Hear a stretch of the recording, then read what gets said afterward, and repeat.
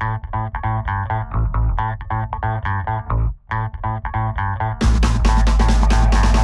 this is John Cola with OKRaw.com. Today we have another exciting episode for you, coming at you from the 2015 Woodstock Fruit Festival here in New York. And one of the reasons why I like the Woodstock Fruit Festival is I get to meet new friends, but also see old ones actually. And that's the purpose of this episode actually. My friend David here, I've known since 1999 when I started meeting him and seeing him at different raw food events. And he was learning and I had already been into it for a little while. And you know, after living on a raw foods diet since 1999, so that's like 16 odd years now, he had a big health challenge that none of us want to get, and actually many people that think they're raw or vegan are immune to.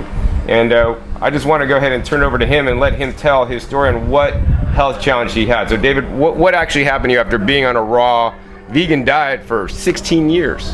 Okay, so I had a stroke, and unfortunately it wasn't that serious, but when I was being examined to determine what was wrong, I had a problem walking. All of a sudden my right leg wasn't functioning the right way. It's like when a puppeteer pulls on the strings, it's like all the strings weren't there and the leg just wasn't behaving. And to make the long story short, I had a CAT scan and an MRI done on my brain, things that I normally would avoid, particularly the CAT scan.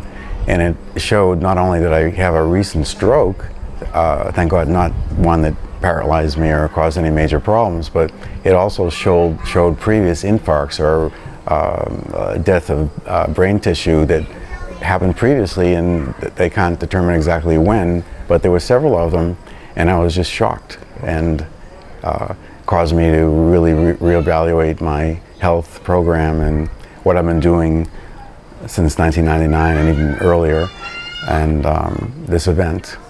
Wow, I mean that's pretty huge. Like, wow, having a stroke and having some infarcts and getting your blood supply cut off. You know, your blood supply cut off to different places in your body will cause different things, and most of the time it's like a heart attack, and usually you don't make it after that. So I want to encourage you guys to eat a plant-based diet, but plant-based diet is not enough, as we're learning here from David. So what I really want to get into is not, you know, tell you guys what happened to him, but tell you about what he's learned since then, so that he's making changes to adjust and make his diet better so that this does not happen again.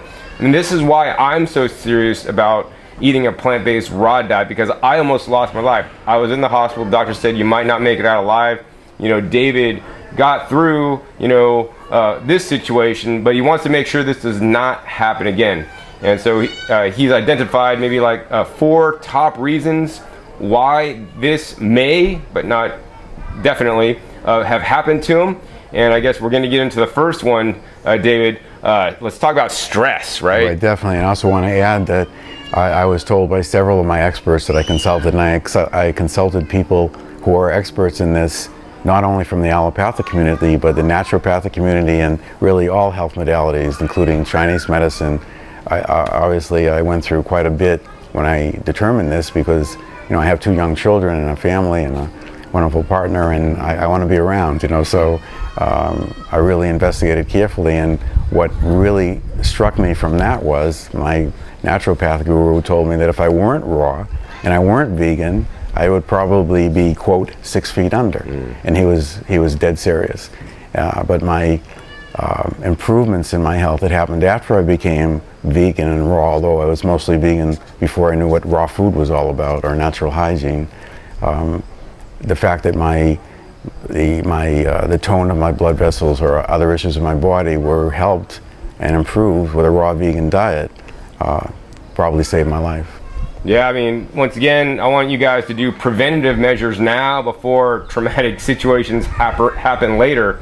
And that's why I'm making this video with David, so you guys could act, you know, not just listen to this video, take in the information, but actually make changes in your life starting after you're done watching this video, so that you'll be, you know, more disease-free than ever.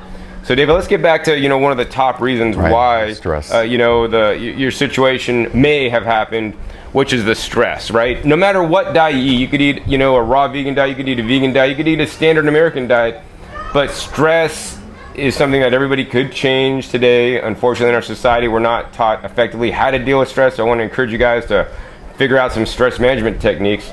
Well, let's talk about stress and how that may have played a role Right. in what happened to you. Because nobody really knows or understands why a person has a stroke or a heart attack. There are identifiable issues that go along with those illnesses. One of them is a stress factor, and I have to recommend this. It's a mainstream a fellow named Dean Ornish, and he wrote a book about all the factors really that affect health, and talks about the necessity of stress management. And I have a life that's full of stressors, like most people do, and people manage stress differently. You have to be sure what you're talking about. You know, the stress is okay, and most people are set up to be able to handle stress okay, but when there's chronic stressors and intense stressors over a period of time, your body really isn't set up for that. The fight or flight response is supposed to be that. It's fight or flight, and when you get stressed out and your body reacts, it's not supposed to be continual. It's supposed to be like the lion has just appeared, but then he went away. You know, it's like you kind of get a reaction, but it's not supposed to sustain itself. But when it does over time, that's the effects of stress. So it isn't the stress itself that kills you, because stress is a killer. It can be. It's the way you react to it. So John talked about stress management techniques are very important. That's why I mentioned that he wrote a very interesting book about it, and he's an MD. But there are a lot of people in the raw food movement who are knowledgeable about this, and other health modalities that are knowledgeable about this. But the bottom line is to be able to get back to homeostasis when you get riled up, and your brain can really do amazing things to you that may not be there in reality. You know, yeah, you'll have a reaction to a grizzly bear coming at you, but if you think there's one outside your door and there really isn't, there's no reason why you should have the same reaction as if he were really there. So, but things like yoga, and you mentioned yoga, and just meditation, whatever that word means to you, it just basically means to come into yourself and relax and tune into your breath and tune into your bodily functions and not be upset by environmental cues and stimulus, but just to be able to relax and get your body just in a totally relaxed state. Not all the time, but a good part of the time. And that's what we're talking about, managing stress. So to answer your question, to get at what I think is and by the way, this is all what I think. You'll have differences of opinion from probably everybody you talk to, but stress is really a common denominator for a lot of problems. And I guess I can sum it up briefly by telling you what a Chinese doctor friend of mine said, a doctor of Oriental medicine who taught at a university in, I think it was Beijing, very knowledgeable woman, seen a lot of people over lots of years, and she said to me when I discussed my issue with her that she has patients who come in and she could have somebody in perfect health, nothing wrong, pulses are good, everything looks good, but they have severe health challenges. I won't go into what they could be, but they really could be anything. And then she said that she could have another patient who's overweight, grossly obese, does drugs, drinks, smokes, and also has no health issues at that time, although they're predisposed to having some in the future. But the point that she was making was, it's a function of your frame of mind. The fellow who was in really great shape and didn't have any signs of health problems had severe health problems come suddenly. And she identified them as relating to his extremely stressful life and his constantly stressful situation, which made one aspect of his, which really kind of took over everything else. Doesn't matter how healthy you are, but if you're physiologically out of balance because of stressors, which is what it does to you by nature. I mean, we're supposed to be kind of bent out of shape when you're being chased by a tiger or you have some threatening event, but our minds don't really perceive reality with non-reality about stressors. You know, everybody hears something, they freak out, and oh, horrible things are going to happen, and most of the time they don't. But the point is that excitement, if it carries over, will affect you long term, and that's what we're talking about with stress. So being fully aware of your situation, as mindful as you can be, as conscious and aware as you can be, will be health. What's the word? Health will help improve your health. So that's the point with that. So the state of your psychological state, emotional state are all tied together, and all of this is certainly helped by being a raw vegan.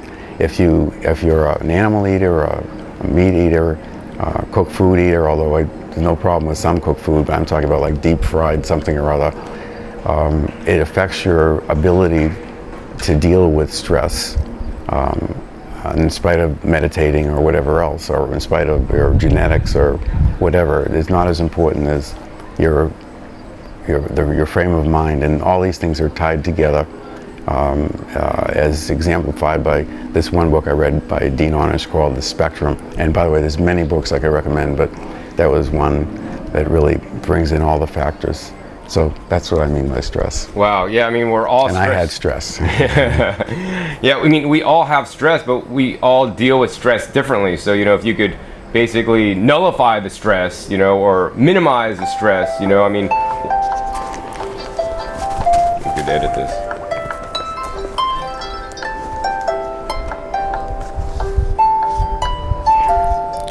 Oops, look at that. All right, if we're still on, I don't know if we're still on, but maybe you'll want to keep that there, because this is one thing that I think would be good for your viewers that I do. My phone is set to go off a few times during the day like that as a reminder in my alarm.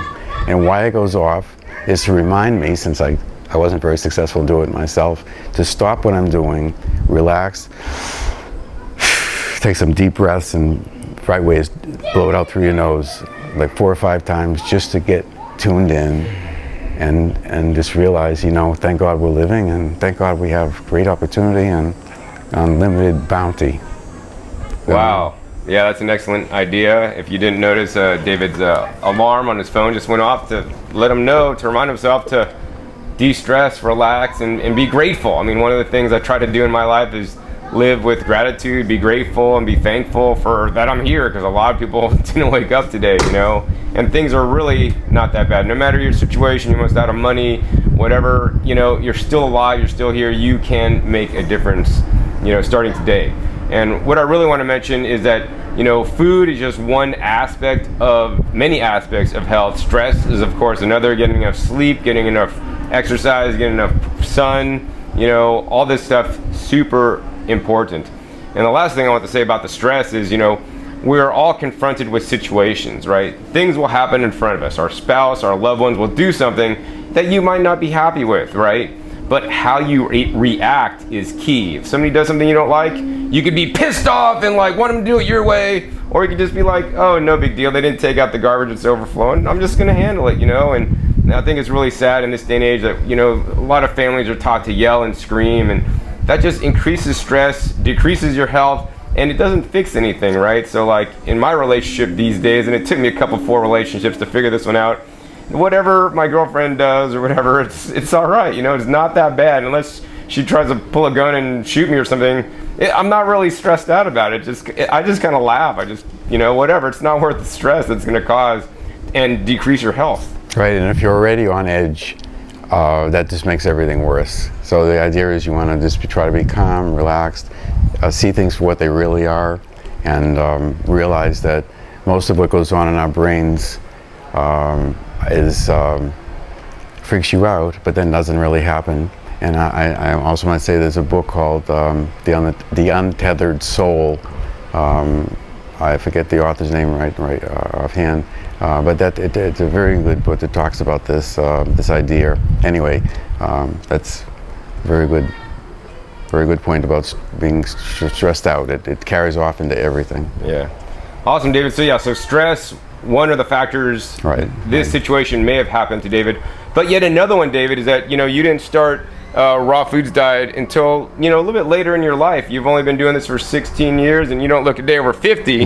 But I one of the things that is that you can tell them how old I am. Yeah. Well, we've all gone through this life and through this journey. Unless you're raised as a child as a vegan, and your mom was a vegan, and you ate clean, we're all coming to the plant-based diet with previous health conditions and a previous health level. based on what we did previous. And a lot of people fail to forget this, and sometimes you need to, heal through all this stuff and be extra prudent in your diet to, heal the damage that was already done. So David, do you want to talk about some of the maybe pre-existing conditions that you learned about only after this event? Sure. So, in relative to what you're saying, relevant to what you're saying is a lot of people get into the raw food movement or the vegan movement or natural hygiene or whatever it is in this genre because they have health problems and they're looking for another way to deal with their health in their life. What I found in my case is my blood work that I had done and the medical tests that I had done, I normally wouldn't do. Like I mentioned before about the CAT scan, I really just think it's unhealthy, that kind of radiation, but sometimes you don't have a choice. And when I had my problem, I went to a medical facility. Really, I was kind of forced into it, but that's another story. Had this CAT scan, and then they were able to determine that I've had previous strokes, like they call them TIAs, or sometimes they're not even noticeable, and people can have a blocked blood vessel in their brain. So this showed these previous problems. So I'm asking myself, why did I have those problems? Why am I having this problem? And this blood work, normally I wouldn't do that kind of intense blood work, and I would normally not have a CAT scan, but as a result of all that, maybe it was a wake-up call, it helped me determine that certain of my blood values were way out of whack for a healthy person. Healthy person determined by global standards, not healthy determined by, let's say, American averages. And what I mean is, for example, my blood fats were intensely analyzed, and I was very surprised to find out. Let me preface it by saying certain fats in your blood. I'm specifically talking about omega fats, and there's a bunch, I think like 12 or more that had been identified. So, about 12 or so omega fats. There's many kinds of fats, but the omega-3s and omega-6s, I'm sure everybody's heard about this. People say, well, that's why you have to eat fish, because of the omega-3s and this and that. But the bottom line to all that is my balance of omega-6s to omega-3s was way out of whack. It was something like, at the time of the stroke, somewhere around 16 or 17 to 1. The healthiest country in the world, or healthiest people in the world, the Japanese, the Asians, Okinawans, those type of people. Well, studies were done that shows that their ratio of 6 to 3 is really around 3 to 1, or a little less, down to about 1.5. You do need omega-6s. I'm not saying you shouldn't have omega-6s. They're an inflammatory fat, whereas omega-3s are the opposite. So it's good to be non-inflammatory in a healthy state, and 3s help that, and that's maybe one of the reasons why the Japanese are so healthy. They don't have cardiovascular disease like we do, stroke like we do, or other problems like we do. So they get a high omega-3 intake in their diet from fish. So, and I don't eat fish. When I determined that balance was out of whack, and that could have affected my stroke because it caused arterial blockage over time.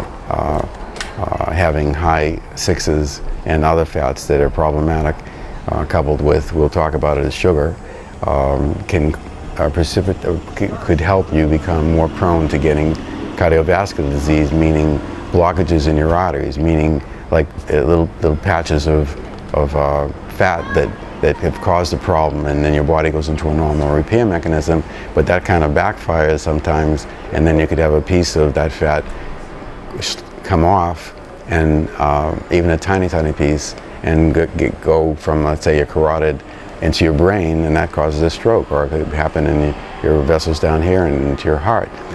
So I became aware of that also with having an ultrasound of my carotid arteries, something I normally wouldn't do or even think about. And my carotid arteries are a little bit blocked. Thank God they're not a lot blocked. But the theory is that one of the reasons why I could have had this problem is because a piece of that blockage came off and went up to my brain. So now I want to clear out my arteries, and we can talk about that in a second. All right. Yeah. So David, you had the problem you had, the pre-existing situation, like some blockages. Did that happen before you're raw vegan or after? Okay, so this is an interesting story, and I'm glad you asked that. When this happened to me, and we're trying to keep things kind of short and to only emphasize the main points, I called one of my gurus, and I'll mention names, Colin Campbell, and a man that I really love and respect. And he was surprised also, but you know, vegans die, and vegans have cardiovascular problems, heart attacks, and everything else. I'm sure you've heard stories about that. But he said, let me connect you with the expert. And the expert was a fellow named, and again, there were many people involved, but I'm just I'm emphasizing a few that were really important to me in my life. His name was Caldwell Esselstyn, Esselstyn, and just Google them and you'll see tons of videos. But anyway, he's a retired surgeon from Cleveland Clinic. He's still active, but he wrote a book called How to Prevent and Reverse Heart Disease that probably still is a bestseller a long time ago, and has dealt with patients over many years to corroborate what his belief is. And he connected with Colin because they both determined that epidemiologically diet played a huge role in health. Certainly not the only role, but a huge role in health. And Colin Campbell had the China study, longest nutritional study in history, really, and most significant. And Colin himself, who was a dairy farmer, became vegan, or mostly vegan, just shortly into his study. Forgive me, Colin, if I don't get this exactly right, but the results of diet was so significant that he actually changed his diet. Anyway, Dr. Esselstyn called me on the phone a few days after I spoke to Dr. Campbell, and he said, well, you know, you might be having a very good diet now, but, and he said a few other things about raw food diet, which I won't talk about now, but he said, you were on a standard American diet when you were a kid, and you came from parents who most likely were on a standard American diet too. And so I said, what does that all mean? He says, well, you were eating in a way at that time that was already laying the groundwork for your stroke. And for many people, strokes and heart attacks and other cardiovascular problems and all other kinds of health problems. And what he was talking about was, if you eat a diet that's out of whack in terms of particularly fats, and other things that you mostly get on an animal diet, particularly a cooked animal diet around the world, you're going to lay the groundwork for problems. And as evidence, he mentioned that he had done autopsies of young people who might have died from something else and found evidence of cardiovascular disease, you know, in their blood vessels at a very young age, kids. And then there were autopsies done on soldiers, young soldiers, 16, 17, 18 years old, who got killed, and they showed the evidence of arterial plaque and problems that normally won't show up until much later in life. It's curious that most stroke and heart attacks start when you're like 60, 70. That's when it shows up, but the groundwork was laid when you were a child. Wow. So David, does that mean I should just not even do raw vegan diet? Because I'm going to get a stroke anyways, and you can't fix it once you got the groundwork laid, and it's just inevitable, right? Maybe a little bit, but the idea is that your body is so powerful that if you do change the reasons why you're having health problems, no matter how bad you are, I don't care if you're on the deathbed with having had a severe heart attack, if you're still breathing, there's hope. Yeah. And when you are, you don't want to be having a McDonald's and fries or a shake, you want to be having kale or wild arugula or green juice, because that's what we're really designed to be eating, and that's most harmonious with our bodies, and that'll help you get into a great healthful state. So there is hope. And I'll mention that these people are not raw, and they like a lot of aspects of the raw diet, and Dr. Esselstyn and Dr. Campbell. But they have other issues with the raw diet. But the main point is that it's about being vegan and not eating anything from an animal and not eating anything unnatural like oils, any kind of oil, even olive oil. And I know people will say, "Oh, you're crazy." It's, look at the Mediterranean diet and that. Well, those people have heart attacks too, and those people have strokes too. Maybe less than somebody who's eating beef and red meat every day, or deep fried this or that every day.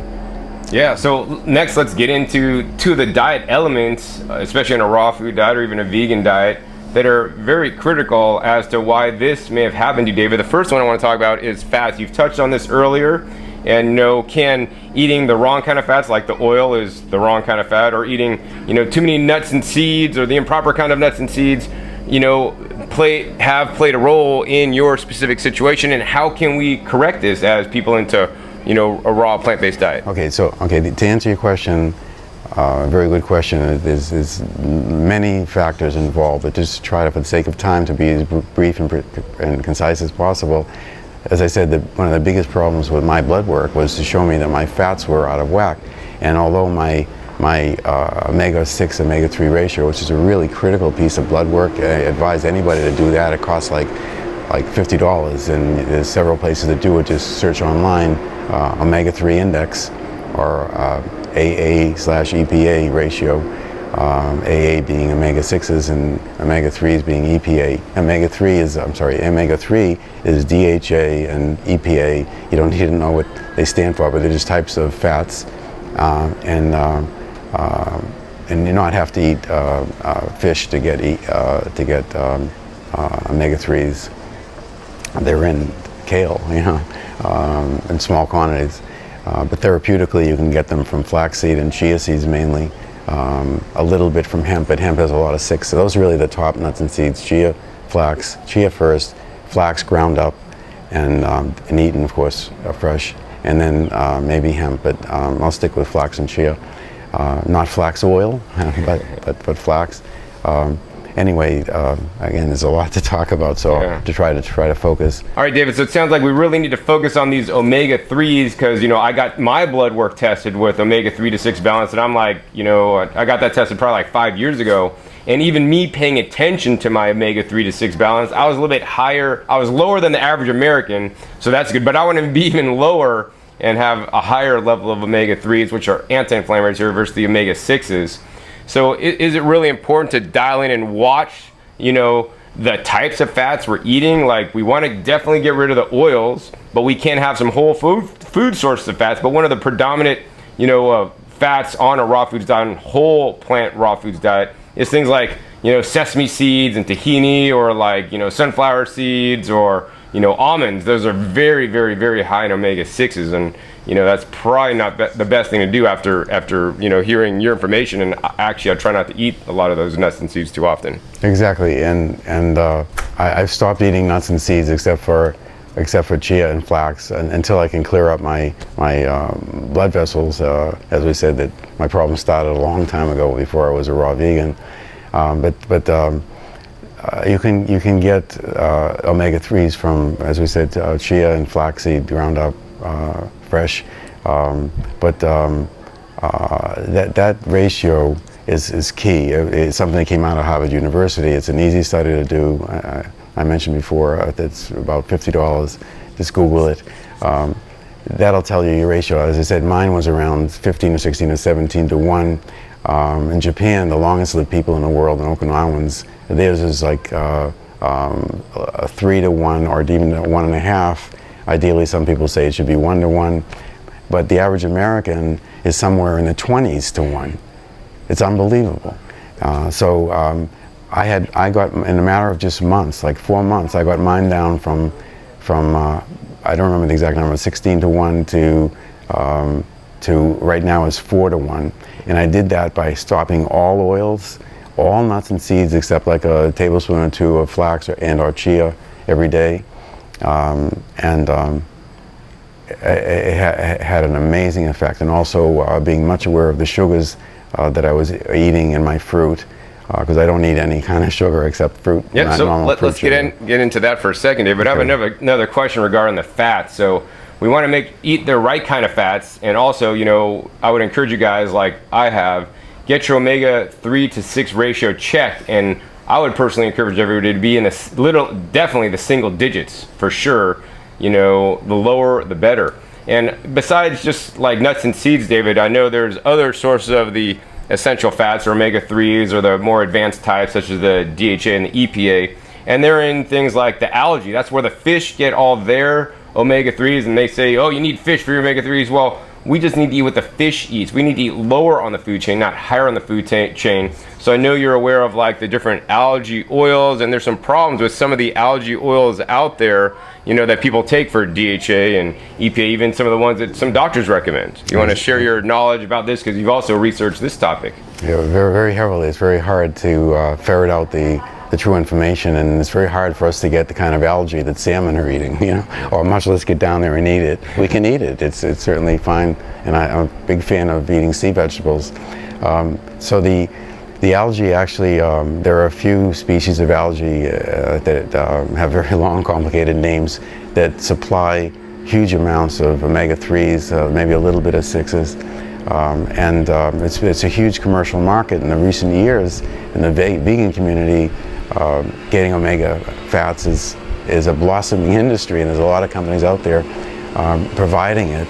The only problem, and I think this is what you were referring to, is a lot of the companies that make these products use methods that aren't really optimal. They'll use hexane or other chemicals to be able to dislodge the good fats that are really in oils. But again, these aren't bad kind of oils. Like I say, don't eat oils, but short of eating the actual algae in huge quantity, I don't mind having a quarter of a teaspoon of the oil from it.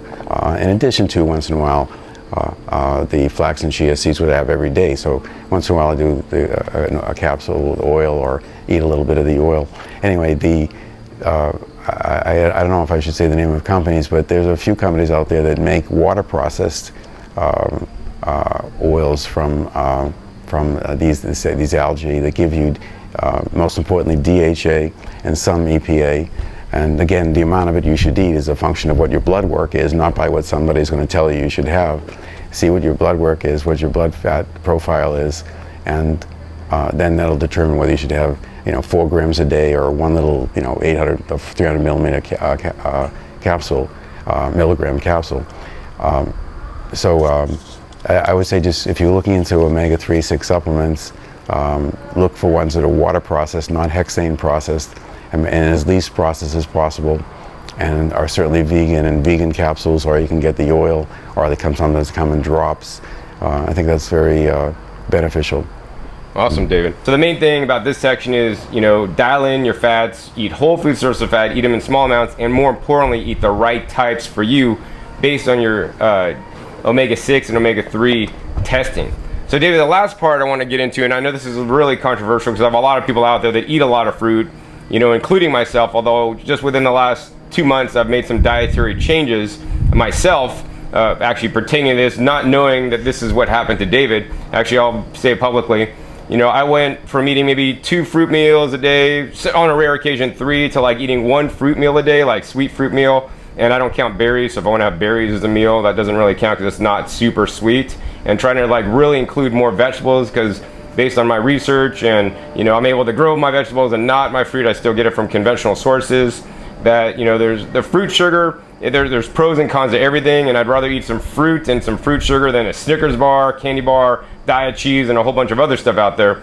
But I think the vegetables really are much more important, and actually with David's experience, this just kind of solidifies that for me. So David, what's the problem with the sugars in a raw foods diet today, and how can this be corrected or addressed? Okay, it's a very good question, and one like John said is very controversial, and I think it's controversial because so many people are going to be honest and truthful.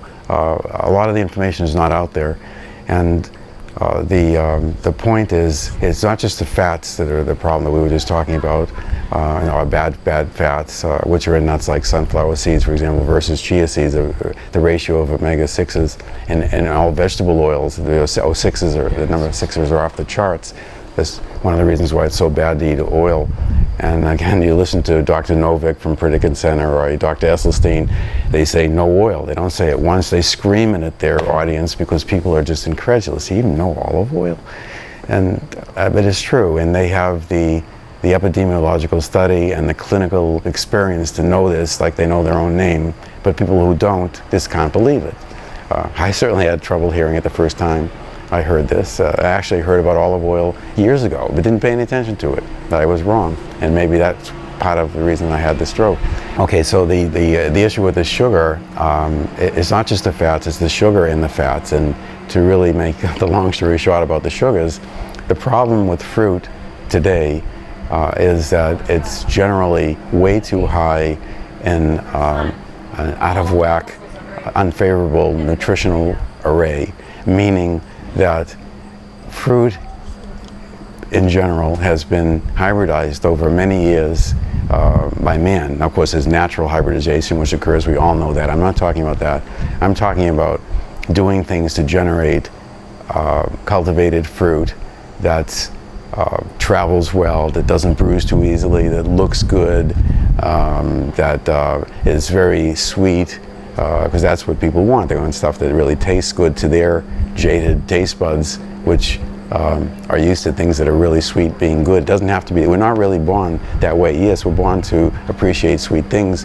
The monkeys like sweet things, but when it's hugely sweet or artificially sweet, that's wrong for us. And anyways, the balance of sugars. So there's many different kinds of sugars, and the like fructose, for example, is one type of sugar that's really harmful for us.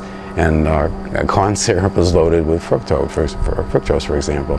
But anyway, the array of nutrients gets changed by this hybridization process, and we wind up with something that tastes great to some people, doesn't taste good to me anymore, but the sweetness tastes great, but it's really not what it is in nature and what we're really designed to eat.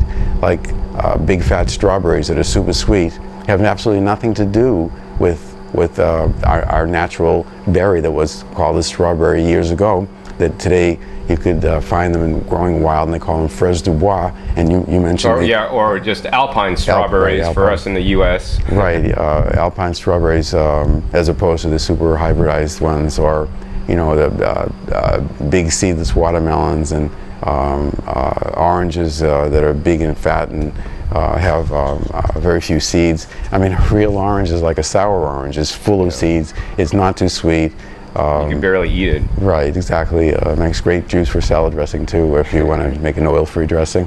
But that's the problem. So the food generally, the cultivated food, has been worked on by man to make it more marketable for many reasons, and that's the problem with most of the fruit. And those sugars wreak havoc on your body, particularly if you have high fat or the wrong kind of fat balance in your body.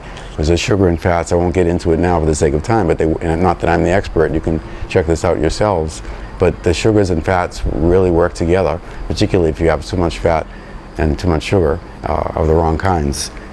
And that can contribute to cardiovascular plaque, among other problems. Mood issues, it's endless, and how much this is all interrelated. So that's the problem with the sugar. So I see John here at the festival enjoying his fruit, but he has it at one time like a monomeal, and I don't see him eating it all the time, and I watch what he does. Natural fruit, if you can find it, is the best way to go, and it doesn't taste like or look like most of the stuff that we're eating, that's the cultivated fruit that's in our fruit markets.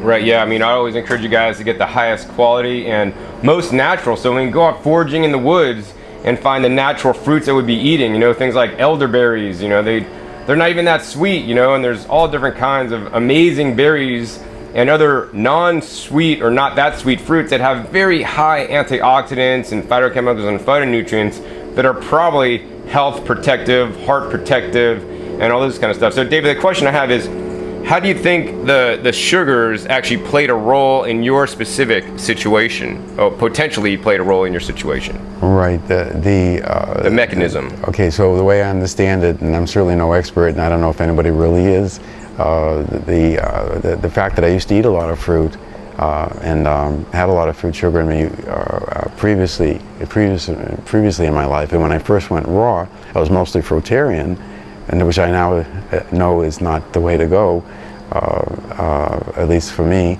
The interaction between the fats, which were too high, and the sugars, which were too high and of the wrong array, could have caused plaque in my arteries, and that's what most likely contributed to the fact that I had this health challenge.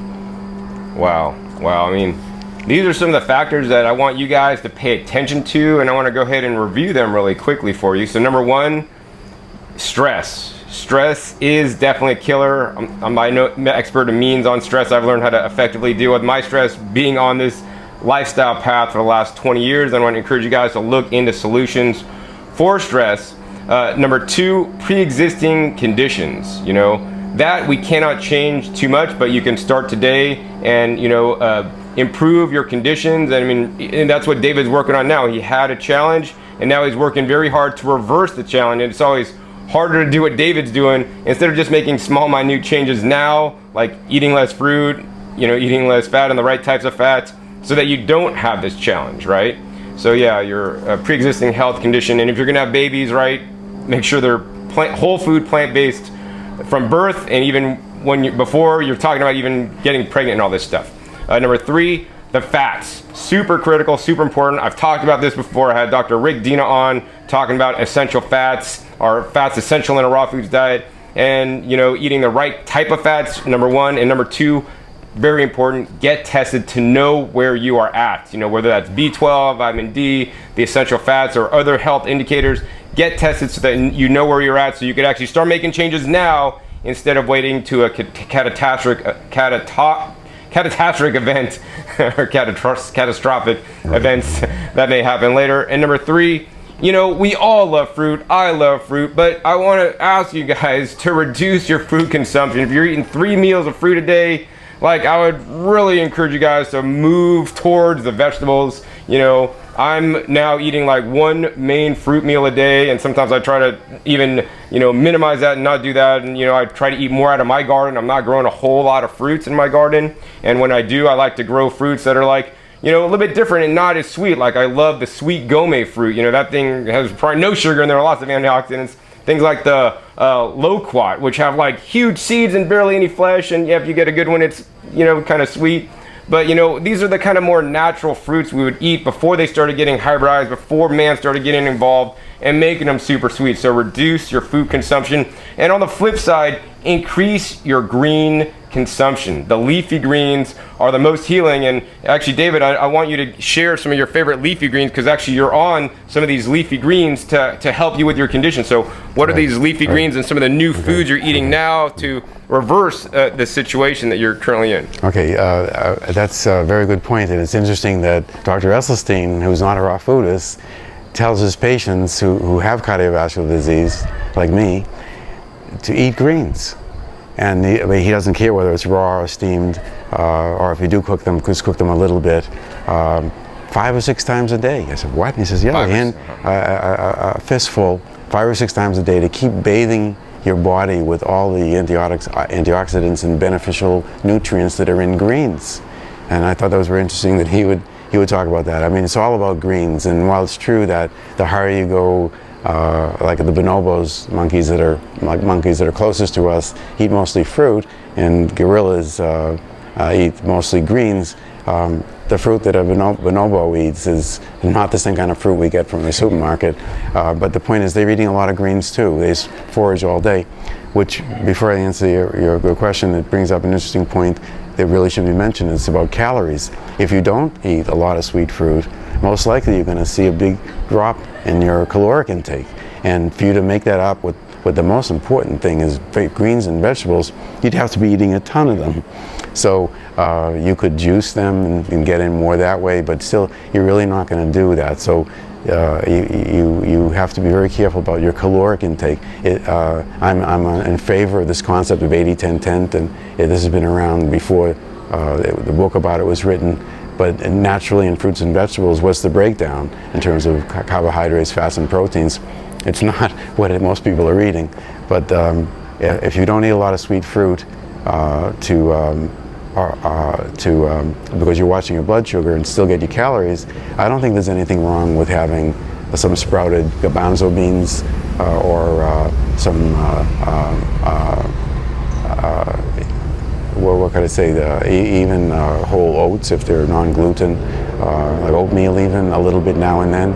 Or if you're going to cook anything, to steam it lightly. Raw is still the best by far.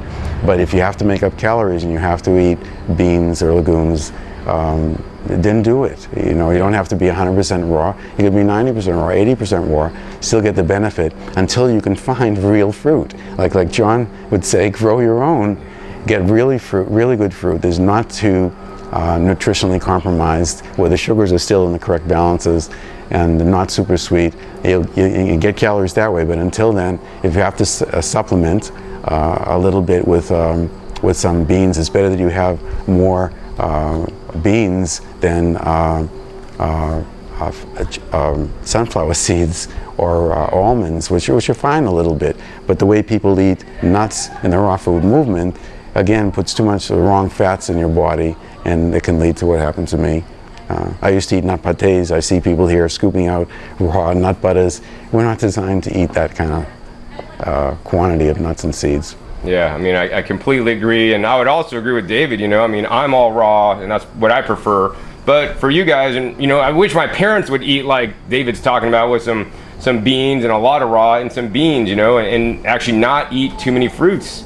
You know, especially as I find people get a little bit more mature and a little bit, you know, older in age, they do much better on this style diet than like a high fruit diet, unless their body is used to it. So I support the raw food diet. I think the raw food is the best way to go if it's done correctly.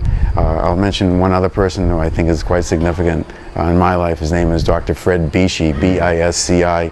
He is somebody in his mid-80s who's seen the fruitarians and these people in their entire lives, and can tell you which ones are dead and which ones are still living and why.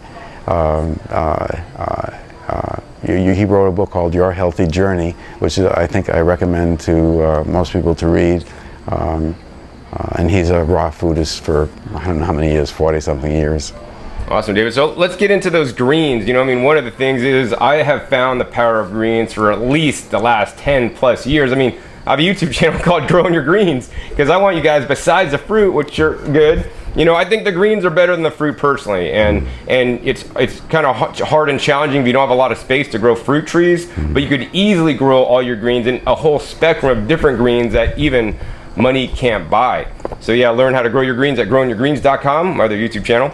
But David, what are some of the most important greens that you're taking to help with your situation, other greens and other, you know, vegetables? Right, okay, so fruits, the vegetables are extremely important, including greens, like you said. Not that there aren't good nutrients in fruit, but on balance, really the greens are more important for us for a lot of reasons we won't go into now for time considerations. But of course, kale, everybody knows about kale, but and the lacinato kale or dinosaur kale is better for you than the curly kale, by the way, and also the darker the colors, the better it is. Iceberg lettuce definitely has some value, but nothing like a piece of purple kale. Okay, so kale, bok choy, collard greens, by far one of the most underrated greens out there in the planet that really needs to have the light shown on it is arugula. Closest thing to a wild green, and the real original greens that were in nature. And they have wild arugula. Like I'm growing like about a half dozen varieties of arugula, including wild arugula. Right, in my garden. An amazing thing about arugula is if you really get into this, and I wish, you know, it's such a complex issue in a way, but in another way it's really simple. We just don't have time to get into the whole thing. But there's something called nitric oxide. If you don't know what nitric oxide is, just Google it and start reading. Question the source of the information though. But nitric oxide is a gas that's produced in your body inside your blood by endothelial tissue. Endothelial tissue is the inner lining of the blood vessels. It kind of has a lot to do with how the vessel expands and contracts, which affects blood pressure and responses to stressors. Nitric oxide is key, and we make some nitric oxide, and mostly from in the mouth, bacteria in the mouth, certain things that happen to create nitric oxide. But certain foods have extraordinary ability to create nitric oxide, and by that I mean make you calmer, give you more energy, allow more oxygen to be carried by your blood. Like for some of you, you might be aware of the fact in the Olympics, particularly recent Olympics, people have been drinking beet juice right before they perform, because about an hour later your body kind of clicks into a high gear, and boy, you've got a little bit of an edge because you're carrying more oxygen in your blood, and you're able to achieve a greater result because of this. Well, beets are great for nitric oxide, but they have too much sugar, unfortunately. But probably the #1 nitric oxide producing food that's readily available to all of us is arugula. So look at that. Arugula makes you work the best possible way.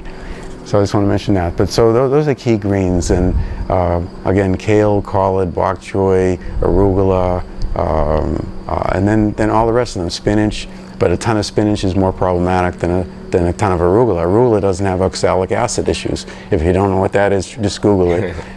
So arugula really is better than spinach. It should have been Popeye and arugula instead of spinach out of the can.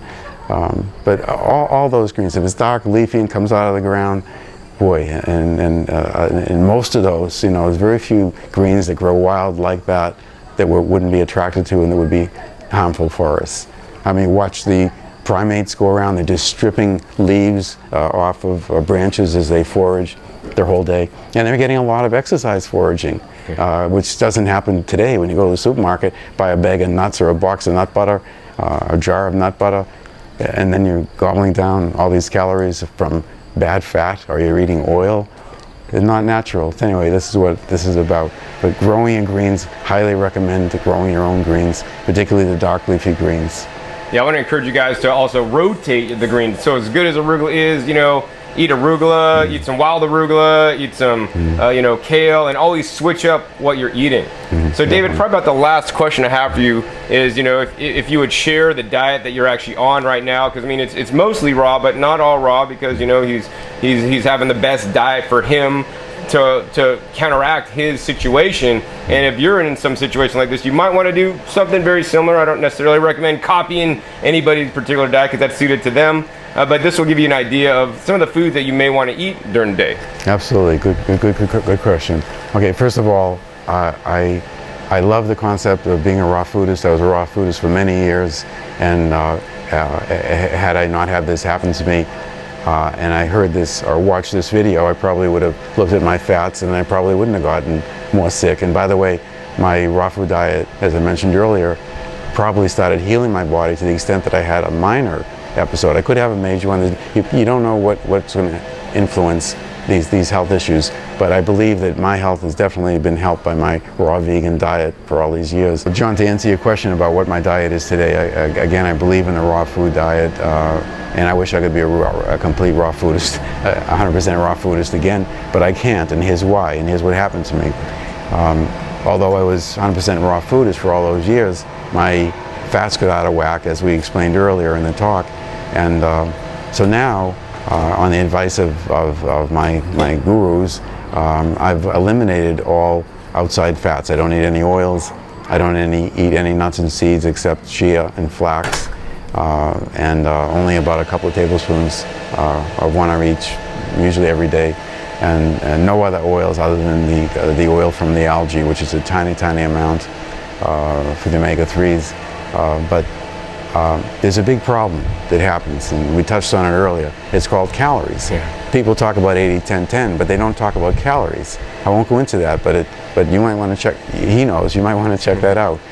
Make sure you're getting enough calories, because I'm 5 feet 10 and a half, and I as an ideal raw foodist, I was weighing around 145, 148 in that range. I was in pretty good shape until recently.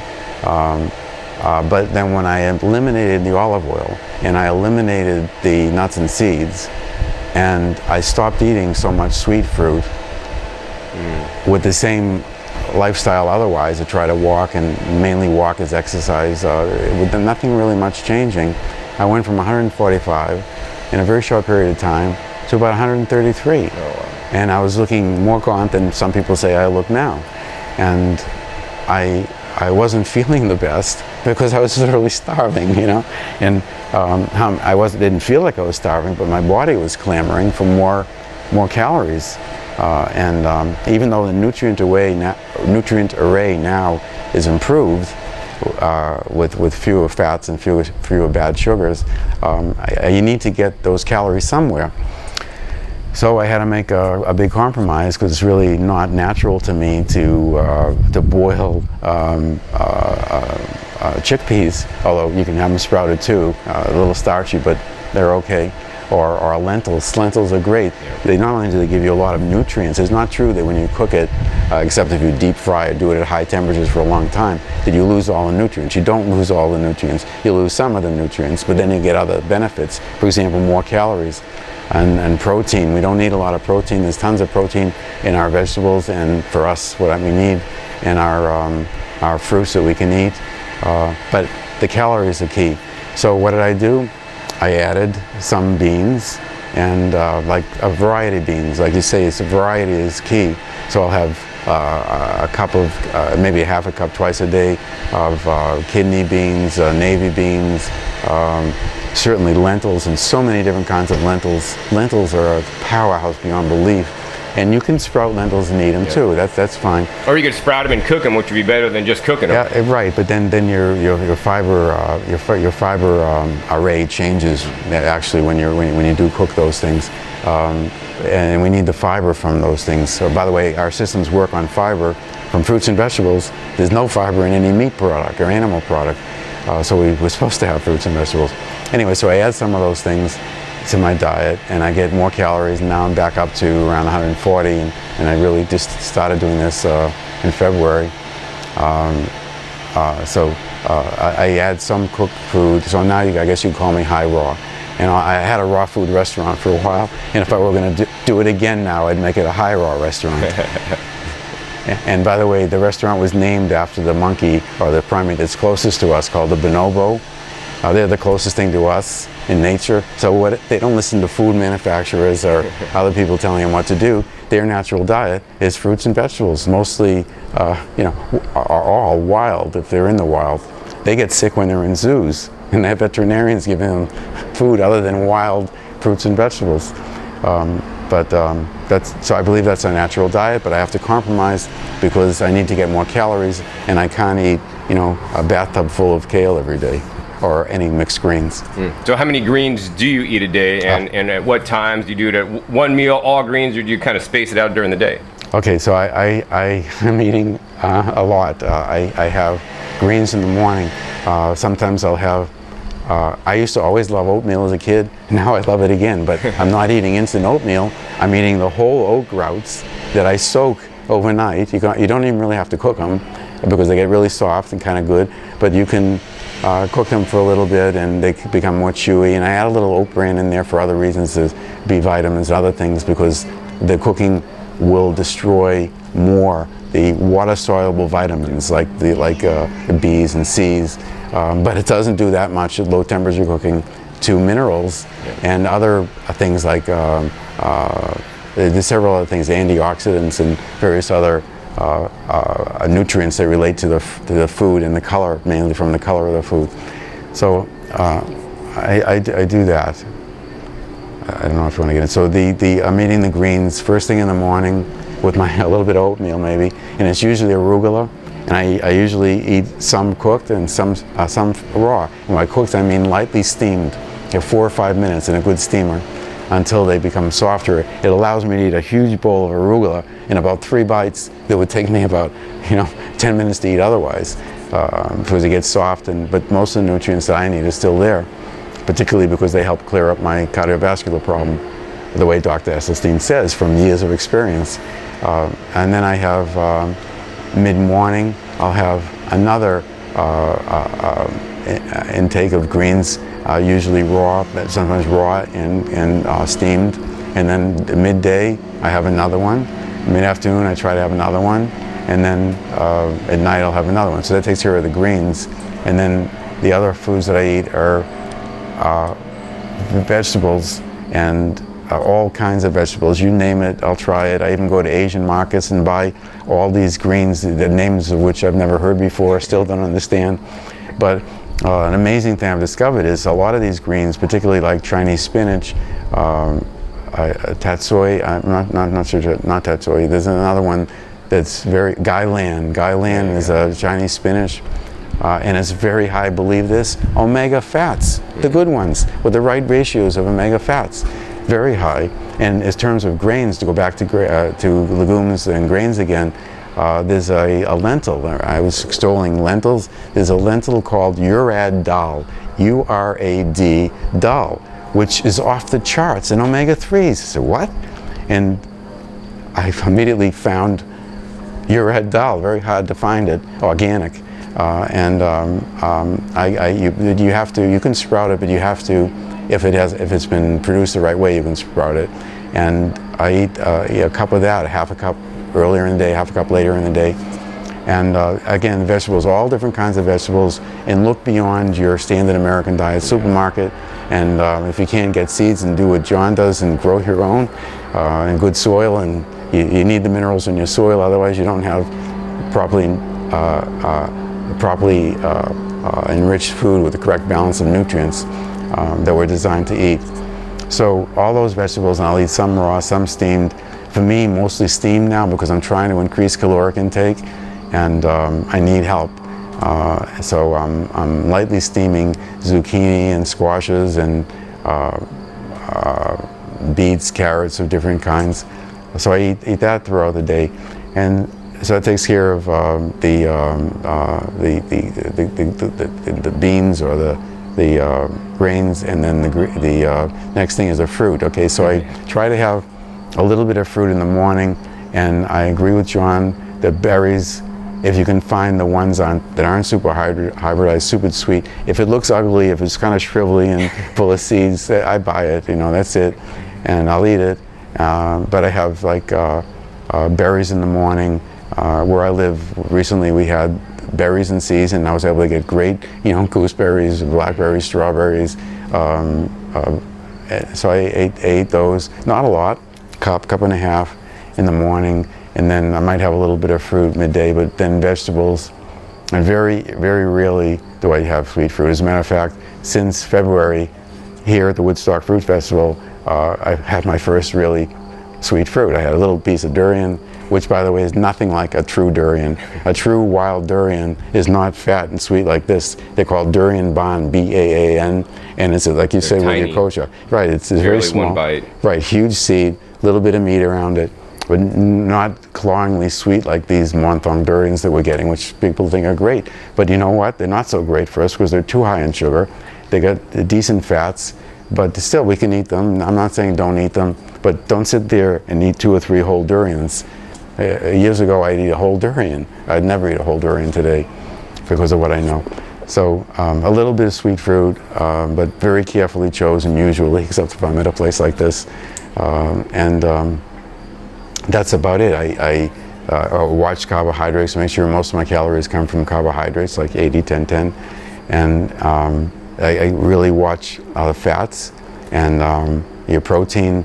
I make sure I get enough protein. And if you're not sure, have your blood work checked. Check your albumin level, total protein. Mine was very low as a raw foodist, I found out, because when I had the stroke, it was like barely in the charts, low. And I said, how could that be? So now I try to augment protein, and where do I get the protein from? Greens and a little bit of beans. But I watch it, and you can check your blood work and know where you're going with this. And as one presenter, I'll just throw in, there's a fellow here presenting, Don Bennett, exactly, who I just really discovered amazingly, who talks about future health, and it isn't just about how you feel and how you are today. It's you're laying the groundwork for the rest of your life, and The sooner you become aware of what's truthful, what's natural, and what we're really supposed to have, the better. And although raw food is spectacular, you could be a raw foodist and have a heart attack or have a stroke or have other health issues just like that. And you don't realize it and you don't know. Most people don't, because they have a huge advantage going for them. They're young. This doesn't happen usually while you're young. It happens, I'm 70. It happens cumulatively over time that these problems happen. The buildup of cardiovascular plaque usually is a very slow, very long process. I'm trying to reverse mine with greens. I do some green juices usually. I try to have green juice throughout the day. Give my kids green juices.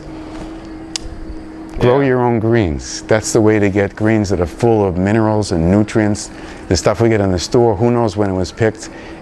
Try to always get organic. You have a better chance of getting it from decent soil. The commercial soils are depleted of the right nutrient array, particularly minerals. They have three minerals that they add to the, three chemicals they add to the soil. But this is the expert on that because he grows the most amazing food. So yeah, that's basically what my diet is, and it's subject to change. I'm learning new things every day. The more I know I don't know, and it's a continual quest, but I want to be around. I want to enjoy what God has given us. And but you have to take care of yourself. Yep, I mean, I totally agree. That's why I make these videos for you guys, because I mean, you guys are going along with my journey. You know, I saw an old friend, thought I'd make a video for you guys to share what he's gone through.